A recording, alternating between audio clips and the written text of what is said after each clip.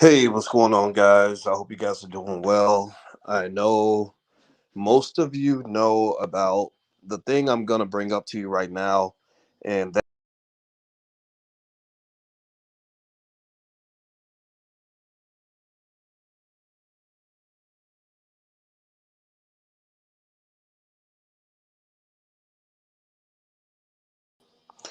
sorry, guys, my camera went out for a second. Most of you know about the Ahmaud Arbery case, and you know that the defendants were found guilty of um, of killing Ahmaud, which they should have been found guilty. Some of you are happy. Give me a yes or no if you've been following this case. Also, let me know if you can hear me. Let me know if you can hear me. I just hit the wrong button. I want to make sure I'm coming through okay. Can you hear me all right? Let me know if you can hear me. Yeah, and so the case is over. Justice was served. It's a good thing. I couldn't see any reason why these yahoos should have gotten away with what they did. It didn't make any sense. There wasn't any information that, in my view, would justify a not guilty verdict. And I don't care much about these guys. I think that they learned the hard way that you can't just sort of take the law in your own hands and do whatever you want to do, and all that's fine and good. So let me throw this out there, Sonia and Sapphire. Give me a yes if we can agree that this case, that justice was served here, that the guilty verdict was appropriate, and that they should get as much time as required for what they did. Right. So I agree. That's where I stand. That's my position on it. Now, why am I bringing this up? So you saw this case kind of happen. Y'all know me. I read between the lines. I go a little bit deeper, right? And so my heart definitely went out to Ahmaud Arbery and his family. That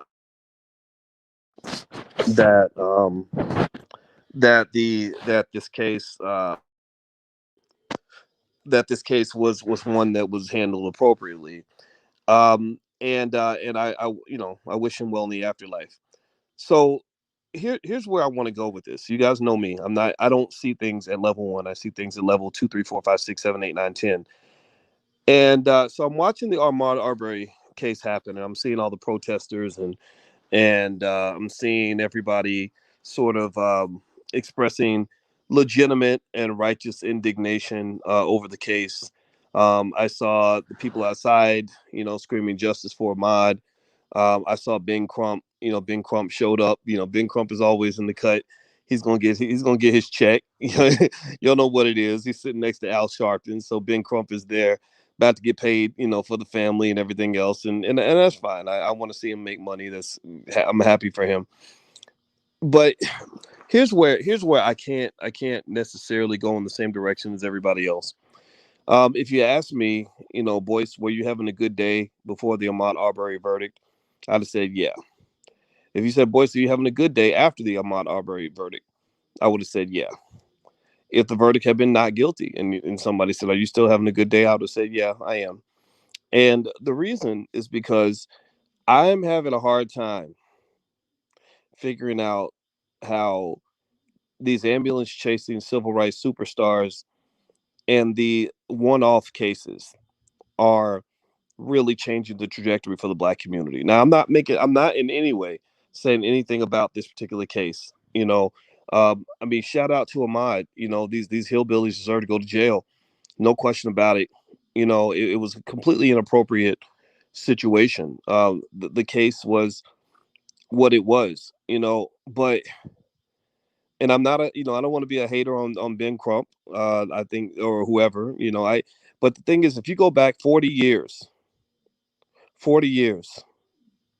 you have always had the same situation emerge in the where black people get riled up over a case, and the verdict is either not guilty and everyone's outraged, or it's guilty and everyone feels relieved, and nothing changes. Nothing changes. I mean, nothing changed. Let me tell you. Let me explain to you where this is coming from. Some people ain't gonna get it. Some people are gonna say, "Man, boys, dang, boys, you just being a wet blanket, man. You just a hater, boys." Well, let me just tell you a little story. Let me just make it a little bit real for you, so you can kind of understand where I'm coming from, and that this is not coming from a place of haterology. This is coming from a place of actual love for black people. Let me show y'all a picture right here. See this little girl? This little girl, she's standing next to her uncle. And the little girl is Elishama Wright. Now, let me read about the story about Elishama Wright, uh, who is a 15-year-old girl in Chicago. And her father is a firefighter. Her father is her uncle. Her uncle's name was Timothy Eland. And I'm gonna read here from the Chicago Sun-Times. Elishama Wright was leaving her nephew's. Sorry. Oh wait. So Elishama, Elishama Wright was leaving her nephew's surprise birthday party, joking and laughing with her brother as they stopped into the cool weekend night in West Fulham in Chicago. Wright thought she heard firecrackers in the distance while walking with her brother, her 15-year-old daughter tagging along somewhere in the crowd. So I'm sorry. So Elishama must be her mother. Sorry. The sounds grew louder and people started running and screaming. When I looked down, I saw my brother on the ground with blood squirting from his face, Wright told the Sun-Times. She ducked back into the building in 300 block East Kensington Avenue until the shooting stopped, then rushed outside to see about her brother and her daughter. Wright reached her brother, a Chicago firefighter, and felt for a pulse. It was faint. As she dialed 911, her daughter ran up, bleeding and crying. My daughter was yelling, Mom. She had a lot of blood running down her arm. She said, Mom, I'm tired of shootings. And then she collapsed. 4 other people were hit by gunfire, and one of them, a mother from Dalton, was shot and killed near Wright's daughter. My daughter watched her die. The attack Saturday night was the latest mass shooting in a year when Chicago is seeing its worst gun violence in decades and in a neighborhood that is near the top for both murders and shootings, according to police data. Police say the gunman emerged from a dark gangway and opened fire around 9:30 p.m. and ran off.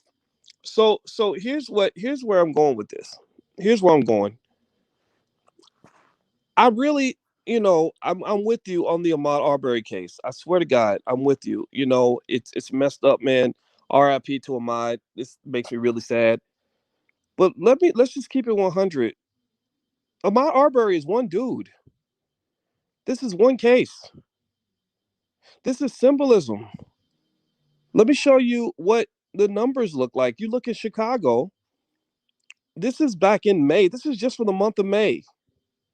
One person, compare 1 to 68, 56. Look at these numbers. Look at these numbers. The numbers of kids in Chicago who died from COVID, the total number of kids who died nationwide from the pandemic in 2021 is 214. The number of children shot in Chicago alone is 261. Now I want you to compare 261 to 1. And what I'm asking, and honestly, I hope I can ask this and still be loved. I really do. I hope intelligent black people will at least get what I'm saying, because don't nobody else understand where the fuck I'm coming from. But I'm trying to understand how I'm supposed to be emotional about Ahmaud Arbery only, and then forget about the hundreds and hundreds of children being murdered in Chicago on a regular basis. Hundreds of children being murdered in Philadelphia on a regular basis. Hundreds of children being shot down in Houston and Dallas and all these cities all across the country. I just really have to understand this. Now I know some people gonna come in, they're gonna be like, man, you just hating, dog. You just hating. Well, just take your dumb ass out of my chat, man. No, seriously, go sit. I'm sure Al Sharpton has room on his podcast to sit there and listen to you engage in this hamster on a wheel nigrotry where you're getting riled up over one case at a time, over one situation. So white boys down south, they shot a black man, and this is terrible. Black lives matter. But if Black lives matter to you, then you would want to save Black life. Am I correct? I mean, if Black lives matter to you, wouldn't that not mean that you would identify the areas in which the most Black people are being killed and go confront that issue? I mean, seriously, tell me, yes or no? Yes or no? Really, I need somebody to confirm that that logic is still okay, that it's okay to still be logical in a world where Negroidian emotionality runs the day, where literally you scream and holler, you kick and scream, you have protests and rallies and prayer vigils because something happened with a white person, but you have nothing to say when 1,000 children are murdered by black people. Like, I don't get it. I just don't understand. It doesn't add up to me. It does not compute. But then again, maybe that's why your community has not achieved anything in the last 40 years. Maybe this is why your civil rights superstars haven't done anything to improve the lives of black people. Maybe that's why you have cases. These cases are entertainment, y'all. That's what they are. They're just entertainment. They just occupy your mind and get you all riled up. Seriously, I'm not saying these hillbillies that took down Arbery shouldn't go to jail. They put them under the jail. I don't give a shit. I just need to understand. I need to ask you this question. Answer me in the chat. I need you to answer me in the chat. In what areas will black people's lives be improved now that these guys are in jail? Tell me, how will the lives of millions of black people get better because these three hillbillies, these three toothless rednecks from Georgia are going to jail? Seriously. Because let me just tell you like this. Look, straight up, let's just be honest. If Ahmaud Arbery had been killed by a black man, y'all wouldn't even be talking about it. Am I right or am I right? If Ahmaud Arbery had been shot by the same dudes who killed young Dolph, let's switch it up. If young Dolph had been killed by a white man, Ben Crump would have been there ready to, well, do you know that Jesus is said in that we got to get justice for the people and the justice is right? If young Dolph had been killed by a white man, Ben Crump would have been on the scene like a damn firefighter. He like the ambulance chaser that he is. Just be honest. Just keep it honest. I'm not dogging, but y'all know me. I can't hold back truth. I gotta tell you the truth. If young Dolph had been killed by a white man, Ben Crump would have been on the scene like 9/11, like the Popos. He'd have been on the scene ready to crack the case, like Nancy Drew. But because young Dolph was killed by black people, it's like, yeah, black people kill black people all the time. It ain't nothing to see here, folks. Nothing to see here. Vice versa. If Ahmaud Arbery had been killed by a black man, do you think, give me a yes or no, give me a yes or no to this question. If Ahmaud Arbery had been killed by a black man, like all those hundreds and hundreds and hundreds of children in Chicago that are killed every year that you don't pay attention to, if Ahmaud Arbery had been killed by a black man, would that case have been in the national media? Yes or no? Give me a yes or no. And if you say yes, you're lying. If you say yes, you're too stupid to even be in this space. I'm not saying that you have to agree with everything I'm saying here, but you got to at least try to you got to at least be open-minded to say, maybe he's on to something. Maybe there's a point here. So what is the point? Here's what I'm saying to you. Here's the problem with your civil rights superstars. The problem with your civil rights superstars is they're not black leaders. What they are is they are Negro managers. They're Negro managers. And the way they manage you is the same way my sister-in-law manages my niece and nephew. My niece and nephew are the cutest children ever. August is 8 months old. Amina is 3. So the way my sister-in-law manages her 3-year-old and her 8-month-old is when they get all riled up and they have a lot of energy. What do you do with babies when they have a lot of energy? You have them run around in a circle until they get tired, and then eventually they just fall asleep on the floor. Right? You say, oh, well, let's let them go out and play. Let them run around in the yard. Or let's give them something to get excited about. Let's put something on TV to distract them and tell them to run around the table so the baby will get real tired and then the baby will go to sleep. Well, that's how she manages my niece and nephew. Well, they manage black people the same way. Black people have legitimate issues. Black people get upset about things. We have things that we're upset about. We're like, wait, we've been asking for reparations. You won't even say the word reparations. Our black businesses are struggling because you won't loan the money. You have a mass incarceration system that has locked up all the fathers so that now we think black fatherhood is out of style, or that you old fashioned if you think a child deserves a mother and a father. Like, you totally messed us up. You're putting all kinds of crazy crap in our food till people are dying on a regular basis, but yet you somehow convince us that we can get as obese as we want to get, eat as much poison as we want, and then we're going to be saved by a jab that came from Pfizer or Moderna, right? The Pfizer Moderna jab will cleanse all sins, right? So you're doing all these things to us, and we're concerned about that. But then what they do is they throw up something that represents symbolism, and then they get you riled up, And just like the little babies, you scream and holler, jump up and down. They give you something to do. You go out and you have protests and rallies and prayer vigils, and you say, "Oh my God, because of Ahmaud Arbery case, I'm afraid to let my son leave the house." Well, you know what? I'm sorry, but there's a whole lot of mothers in Southside Chicago who have the same fear of letting their sons leave the house. And guess what? The fear is real. What's more probable? That your son's gonna run into three toothless hillbillies in a small town in Georgia, or that your son's gonna run to some thug motherfucker who been listening to music that's convinced him that he ain't nothing but a gangster and a killer, and that he's supposed to take down black people at every available opportunity? Which one is more likely to kill your son? Because I know a lot of black people who've been killed. I know quite a few black people who've been killed. I know quite a few black people who've been killed. Not one of those people has ever been killed by a cop. Not one of those people has ever been killed by even a white man. Most of the black people I know who've been killed have been killed by people that look like us. So I'm not trying to say that these toothless hillbillies that killed Ahmaud Arbery are good people. I'm not here to let them off the hook. Send them to jail, put them under the jail. I don't care. But if you are protesting over Ahmaud Arbery and not protesting over all the thousands of children dying in Chicago, the thousands of children dying in Philadelphia, the thousands of children dying in New York, the thousands of black children dying in Houston, if you're not protesting that as much as you're protesting the Ben Crump case of the week, then that's why you're making no progress. You will accomplish absolutely nothing for the black community. You will simply be just like the little 3-year-old who screams and hollers until he gets sleepy, and then he goes to sleep. And a lot of our people are lulled right back to sleep by these cases. I can't. I've been getting asked about the Ahmaud Arbery case all week long, and I literally have no comment because I do not know that situation.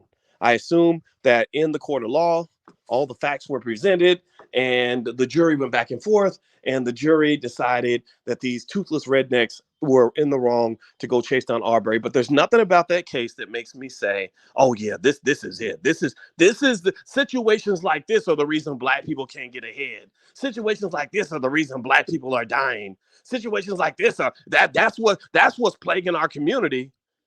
No, but understand this: every time a politician gets in front of you, they're going to start bringing up these cases, and they bring them up for a specific reason.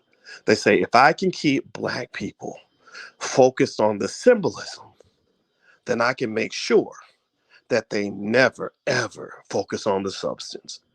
So they will starve you of substance, but suffocate you with symbolism. They will strangle and suffocate you with symbolism and starve you of substance. That's why you can't get your reparations. That's why you can't get nothing, no money for your black owned businesses, and you got to keep going to work for white people. That's why they got you convinced that you got to go get this jab in order to keep your job, because you ain't got enough economic independence to give them the middle finger. That's why they still are dropping poison in your food. They're doing everything in the world to kill you. But then every time you realize that all the people around you are dying, they'll say, no, no, no, but look over here, look over here, look over here. So this is where I'm going with this. And here's the thing: when people hear me say this, people who can't compartmentalize and can't understand nuances, they think somehow that I have an issue with Ahmaud Arbery, or that I'm being insensitive. And maybe it seems like I am, but actually I'm not being insensitive. I'm actually being overly sensitive. I am hypersensitive because when I look at Ahmaud Arbery's case, I see one unfortunate situation that happened in one town in Georgia involving one black man. When I look around and I look at what's really killing black people, I look at the numbers. I look at hundreds and hundreds of children, hundreds. When you compare one to hundreds, the hundreds have to win. If the one wins over the hundreds, then you must ask yourself, who taught you that one situation, one case was more important than 1,000 cases? Who told you that? Who told you that? Who made you think that? Well, it was white supremacy. It was a white supremacist media. Believe me, if white media was as focused on all the hundreds of children being shot in Chicago as they are on the Ben Crump case of the week, that's going to get Ben and his people paid, right? It's going to get Al Sharpton another check, right? Believe me, I get that. I totally get where you're coming from. I totally get where you're coming from. I worked with Sharpton. I worked with Sharpton on a case in 2009. We went out to two cases actually. One, we went out to help what's the sister's name? The sister's name, Kelly Williams Bolar, out of Ohio, who was a mother who was accused of a crime because she sent her children to a school outside their district. We went, Sharpton and I, in 2009, went to Ohio and held a rally on her behalf. There was another case, a sister out in, her name escapes me right now, but it was in Missouri. There was a young college student who got arrested and was facing 15 years in prison after she cut in line at a Walmart. So I've done that. I've done the case by case approach to civil rights. The reason I transitioned out of that, and the reason you don't see me doing things with Sharpton anymore, is because when I was in that space, I felt like it was a waste of my time. When I was in that space, I said, this is not really going to move the needle forward for Black people. And when I was in that space, I noticed, I agree, I will submit, I think Al Sharpton is one of the smartest people I have ever met. I have never met a man who can remember that many people's names and keep up with that many relationships. He's absolutely masterful at that. I give him complete credit with that. But I remember sitting there thinking that this is why Black people don't move forward, because we work real hard at things that don't amount to nothing. Like literally, the work of most of our civil rights superstars is tantamount to asking your child to spend 87,000 hours counting every single crack in the ceiling and memorizing its location. It's gonna be hard to do. It's gonna be hard to do. But the question you must ask is, did it actually accomplish anything meaningful as a result of that, other than making your child very tired? Right? So the reality is that a lot of your so-called racial justice in America is nothing more than a made-for-TV, like, what do they call it, reality show. It's nothing but a big reality show where every week there's a new episode. The new episode is which Black man got killed by some white guy somewhere in America this week. Right? You don't know nothing about what happened. All you know is that the perpetrator is white and the victim is Black. That is what determines whether or not Ben Crump is on the scene. If a Black man gets killed by a Black man, Ben Crump got something else to do. But if a Black man gets killed by white guys, it's like, oh, it must be race. There's no chance that these two guys had a pre-existing beef with each other. There's no chance that there are other circumstances going on outside of race. No chance of that, because that does not fit the narrative. That does not make well for a TV reality series, right? That is not what's going to get you paid. So ultimately, what the things that get Ben Crump paid are very different from the things that get Black America moving forward. The things that get Al Sharpton on TV are very different from the things that are actually going to allow Black people to live a better life. So if you talk about quality of life, I'm going to go back to Chicago, which some parts of Chicago, I talk about Chicago because that's my city. I love my people in my city, but I also love my people that when I go chop it up with you guys in Philadelphia, Philly's like a second home. When I go to Houston, I'm connected with the people in Houston. In the Fifth Ward, one of my best buddies, Willie D, and some other people live down there, right? When I go to LA and South Central and I see the devastation there, I connect to that. When I go to Oakland, all these cities across the country, and what I'm seeing there is I see scenarios where quality of life of the typical Black family is significantly impacted by things that shouldn't be there.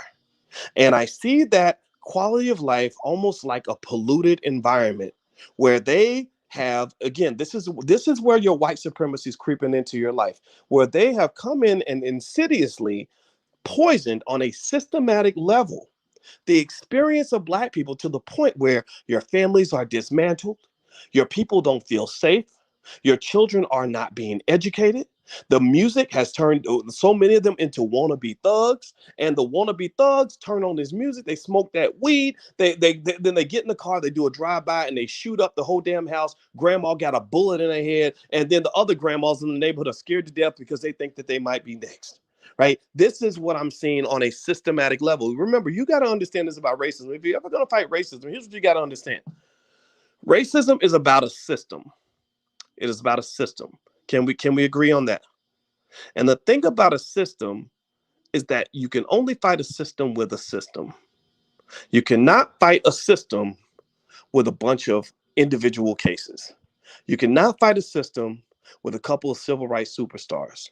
So if you want to talk about the Ahmaud Arbery case, I want to hear you talk about it from a systematic fashion. Maybe perhaps from a systematic perspective, you can say this is beneficial because now white people will get punished when the victim is black. I get that, right? Or systematically, when a police officer gets convicted, that's good because you're challenging the criminal justice system in its entirety, the police system in its entirety, to a point where systematically they're going to maybe perhaps implement changes and regulations that will keep people safe from the tyranny of police. I get that. But remember that in many of these cases, your civil rights superstars, they don't go into systematic remedies for anything. They don't get any legislation passed that changes any laws. They don't do anything that affects the lifestyle or the experience or the quality of life of millions of black people. They get you caught up in the one-off emotionality. They start telling you that Ahmaud Arbery was a great guy and that George Floyd was a wonderful person and a great dad.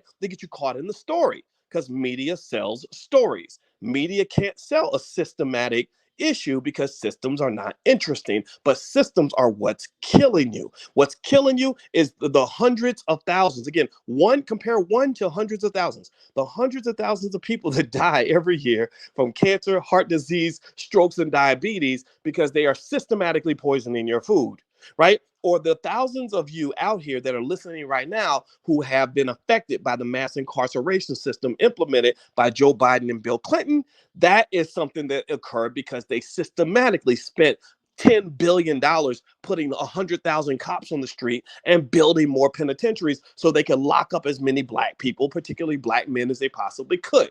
Your quality of life is also affected by the fact that systematically, most of you have known the extreme discomfort of working for a white man who hates your guts, right? Because systematically, they put trillions of dollars into developing a white-owned economic system where they train you to want to grow up and work for white people, right? So systematically, I could keep going. I could literally keep doing this all day. I could keep doing this all day. And the reason that progress isn't being made is because most of your civil rights superstars, who I encourage you to ignore at every available opportunity. I'm sorry, I can't sit next to some of these guys because they're a joke to me. I told you, Al Sharpton's a brilliant man. He's a brilliant man, but he ain't no leader to me. He's a smart guy that knows how to get into American politics. And politicians can kiss my whole entire black ass because most of them don't accomplish shit. Most of them don't put black people on the priority list. Most of them put black people on the back burner. Most of them, you could show them images of black families and little babies being shot and tell them hundreds of kids died in Chicago. And all they'll talk about is, well, did you hear about that one case that happened in Georgia or that one case that happened in New York? I don't want to hear about the one case that happened in New York. I want to hear about the 3,000 cases that have occurred nationwide of little black children dying who don't get your attention because you've been distracted by the big shiny story on TV. So this is where I'm coming from with this. I'm not here to say that you don't have a reason to get caught up in the story of Ahmaud Arbery, but it's kind of like it's really no different from you telling me about your favorite movie. You don't know this man. You don't know these people. You don't know nothing about that situation. You weren't there when it happened. You just know what you speculate on, and that's all. All that is a speculation. Now, at the end of the day, the jury made a decision. The hillbillies are going to go to jail. I think that's perfectly fine. I will not lose any sleep over that. And I'm not in any way saying that they should be found not guilty at all. But what I am saying is that it's one basic point. I want you to process this. If Ahmaud Arbery had been killed by a black man, you never would have heard his name. His case never would have got your attention because it never would have been on TV. But if young Dolph had been killed by a white man, it'd have been all over the news. They'd be having protests. Ben Crump will be there ready to get his check. Al Sharpton will be there making it into a civil rights issue. And that's your problem. These people are playing you. They are literally engaged in massive emotional manipulation designed to distract black people to keep you from improving your life. At the end of the day, man, you know what I want from you? I want you to keep your children safe. I want you to protect your children from all things that exist that are there to poison them or to harm them. That means you got sons of bitches out here in your own damn neighborhood that look just like you, who will rape your daughter in a minute, who will shoot your son in the head and think nothing of it. You got school systems out here that will poison your children and have them turning into little Klansmen by the age of 6, where they don't care about blackness anymore because they're trying to be white. You have you have all kinds of people out here that are trying to harm you and exploit you. So be smarter than that. Don't just get caught up in these situations. There's nothing about this case that on any level, in my view, the outcome of this case will do nothing to change the lives and the realities of black people. You know what's going to happen? There's going to be another case just like it that's going to pop up in the next 2 weeks. These people make their money by highlighting individual cases and individual stories. And I don't just say this as a person who's just sort of been observing this. I say this as a person who's been up close. I've been right there in the middle of these cases, and I see how the cases are seen as cash cows for the civil rights superstars.